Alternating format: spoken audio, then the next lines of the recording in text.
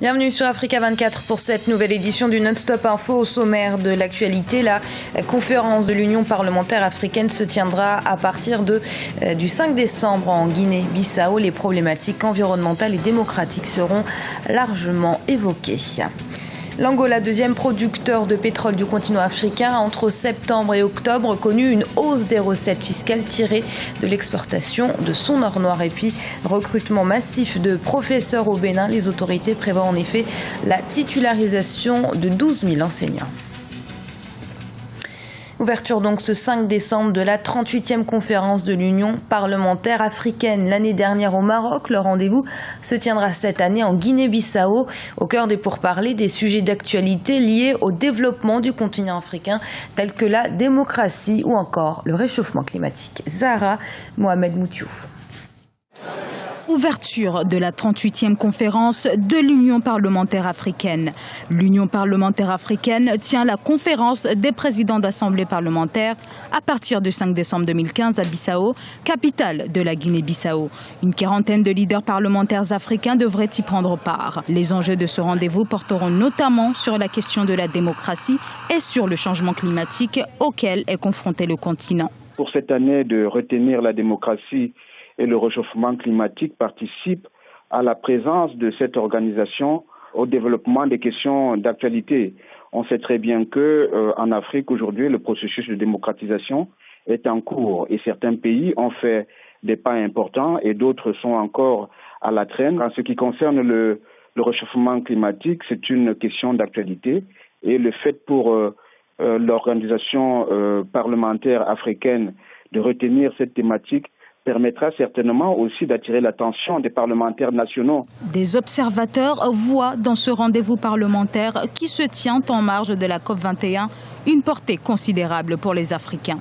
Les représentants du peuple, ils aspirent à protéger les aspirations venant des couches populaires. Donc, ils doivent protéger les intérêts de la population au niveau de l'élaboration des lois. Au niveau du contrôle gouvernemental, je pense que le fait de veiller au renforcement des processus de démocratisation et lutter à partir des appareils législatifs contre le réchauffement climatique permet aussi de protéger les populations.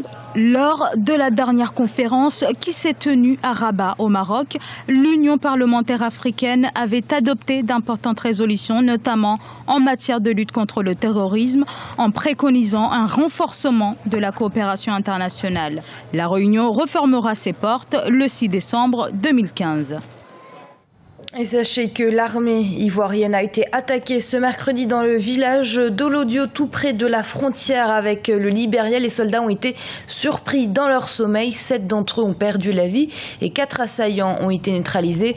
Les autorités assuraient ce jeudi avoir repris le contrôle de la situation. Une opération de ratissage a été lancée dans la zone, mais pour l'instant, aucune information ne concernant les auteurs de cette attaque n'a été dévoilée.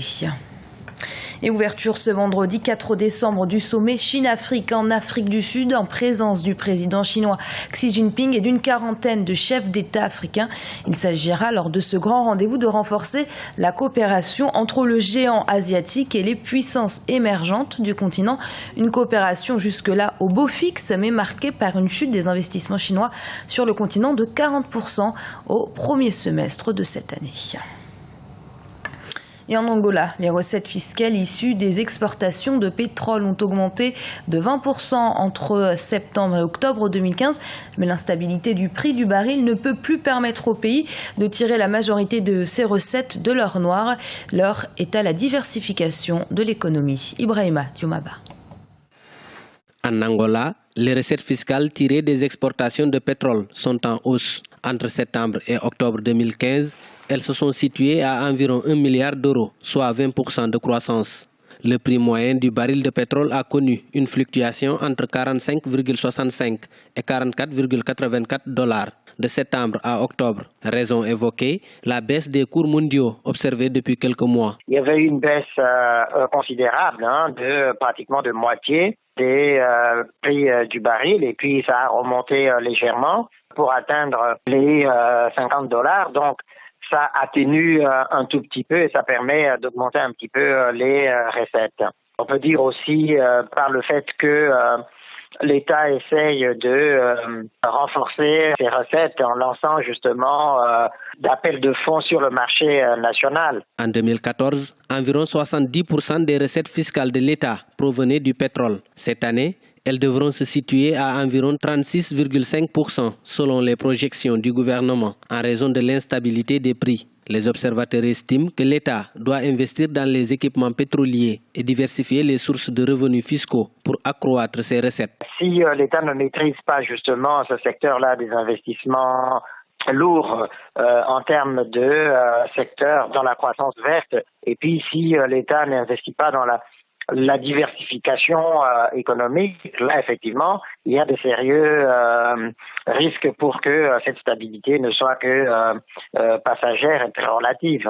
Donc la maîtrise des dépenses publiques d'un côté, de l'autre côté, des investissements conséquents qui permettent de relancer la croissance. L'Angola est le second producteur de pétrole en Afrique, derrière le Nigeria.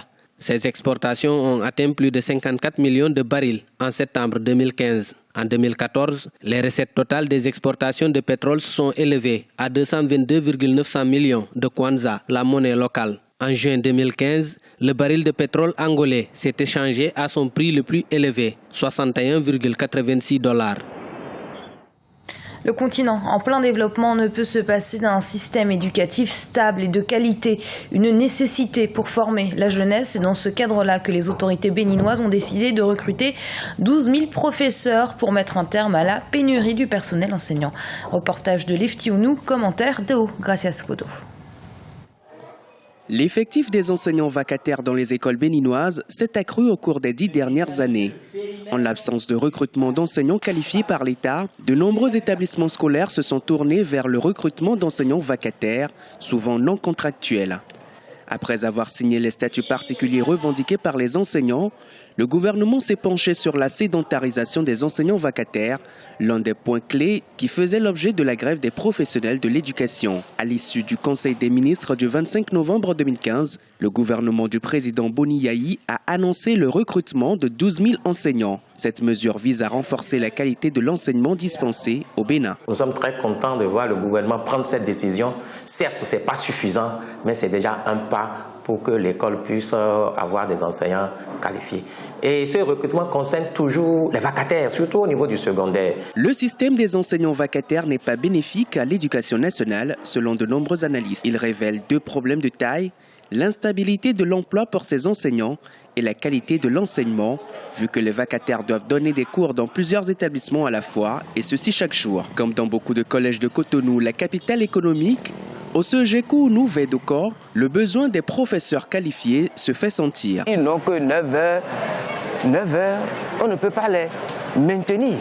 Or, si le gouvernement recrute et l'emploi est sécurisé, là, on pourra quand même exercer une pression pour demander la qualité du travail à ces professeurs qui seront recrutés. Ils seront 6 785 enseignants recrutés par l'enseignement primaire et 5 215 pour l'enseignement secondaire au plan national. Ces 12 000 seront recrutés par les voies les plus indiquées, à savoir la fonction publique, à savoir sous la supervision du Conseil national de l'éducation, pour définir le profil, pour définir la répartition selon les filières. Près de 50 000 vacataires exercent dans le système éducatif au Bénin. Ces derniers seront pris en compte à travers le concours de recrutement que lance l'État. Ils vont bénéficier de formations pour le renforcement de leurs capacités. Faire et refaire ses papiers, sa carte d'identité, son passeport, se faire délivrer un extrait de naissance. Personne n'y prend réellement plaisir. Les lourdeurs administratives rendent ces démarches très fastidieuses. Fort de ce constat, le Togo a mis en place jusqu'à fin décembre les journées portes ouvertes de l'administration publique, au cours desquelles il est possible de se faire délivrer très rapidement ses papiers administratifs. Reportage de notre correspondante au Togo, Emema Kofi. Ils sont des centaines depuis le 30 novembre 2015 à faire le déplacement du service de la nationalité. Munis de leur dossier, ils espèrent être en possession de leur certificat de nationalité dans un délai de 10 jours. Les dépôts des dossiers prennent fin ce vendredi par cette opération de proximité de l'administration publique et journée porte ouverte. Il s'agit pour le gouvernement togolais de rompre avec la lourdeur administrative habituelle. J'ai fourni maintenant l'acte de naissance légalisé. La nationalité, si c'est l'ancienne, légalisée, mais c'est la nouvelle non légalisée. Et concernant maintenant moi, mon dossier, je constitue maintenant les oncles maintenant des enfants. Maintenant, il y a eu un petit changement un dernier temps. Maintenant, il faut la procuration. Donc le parent qui m'a envoyé a adressé une lettre, plus sa carte qu'on a légalisée au commissariat de police ou bien à la mairie, plus ma carte nationale d'identité. Les gens ne savent pas que la nationalité de référence, ça doit être soit celui de leur père, soit celui de leur frère ou d'une sœur de la même filiation paternelle. Le retrait des certificats de nationalité dans le cadre de cette opération débute le 10 décembre 2015. Au moins 2000 certificats de nationalité seront produits. Il y a maintenant un peu plus de 3 ans, les délais de production de certificats de nationalité étaient fixés à 2 mois. Donc, depuis 3 ans, le délai a été ramené grâce aux moyens mis à la disposition de la direction à 1 mois. Et étant donné que ce sujet préoccupe toujours notre ministère de tutelle, des réflexions sont en train d'être menées afin que ce délai soit considérablement diminué. L'opération de délivrance express des pièces d'identité initiée par le ministère de l'administration publique ne concerne pas que la direction des certificats de nationalité. Elle s'est élargie au service des passeports et cartes d'identité, et ce jusqu'en fin décembre selon le gouvernement. Et ce journal a été préparé par l'ensemble de la rédaction. Merci de l'avoir suivi. Restez sur Africa 24. Dans un instant, une nouvelle édition de l'information.